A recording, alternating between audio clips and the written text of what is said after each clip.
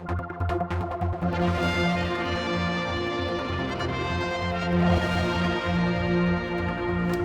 it's Friday morning and we're in the King Orry suite for our briefing, and we have the Minister of Social Care, Mr. Robertshaw. Good morning to you. Good morning, Paul. A couple of items, but I think we should go for the hot potato straight away. Atos, and what is going on there?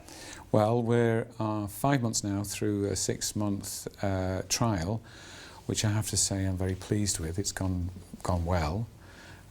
We've assessed about 140 to 150 people, 31% of whom simply went back to work or went on to job seekers allowance or took another route but chose not to be assessed. Of the remaining numbers, 54% or thereabouts were found to be capable of some form of work. So the task now is to encourage them to do that, and the remaining 46% were confirmed in their position as absolutely requiring the benefit. How was it working? Was it just doctors that signed people off before this system came in? Before the system started? Yes, it's the cliff edge problem about our existing system. It's black and white. You're either on benefits or you're not. You're fit for work or you're not. You and I know that life's a lot more complicated than that. And the GP's task really is to make a yes or no decision. The process here is a more sophisticated one and is about what you might call positive intervention, where we're saying to people, okay, well, you may not be capable of this, but you can do that, and can we help you move towards a more fulfilling life? Atos so far has seemed to be a completely negative process, almost, to bring it down to a few words, a cruel government driving people back into circumstances they don't want. In fact, that's far removed from what we're really trying to achieve here. And what we're trying to achieve is help people towards the best lifestyle they can achieve.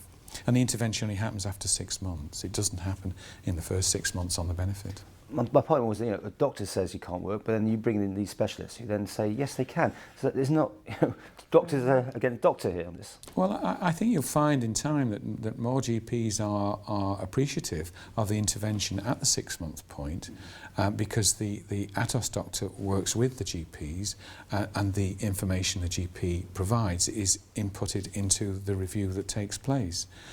So the GPs are doing their best, but this is a specialist area. It's not taking over the role of the GP, it's creating a positive intervention at the 6-month point. Are they on performance-related procedure? No, they're not. Do they get more money because get people back to work? Not at all, no, not at all. I think the satisfaction for them is the satisfaction for me and for the individual, that it's a positive road we're trying to put people on. I mean, it's like saying, for example, just put somebody on job seekers allowance. Is that the end of the process, or actually is it the start of a process to get them back into work? Surely it's the same with incapacity benefit, that if there is an opportunity to bring people back into a more fulfilling role, then isn't that to their benefit and to the states and everybody's?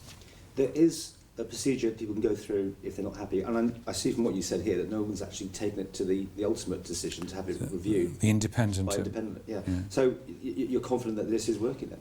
Yes, I am, yes. I'm very, very pleased indeed. And will this 6-month trial continue?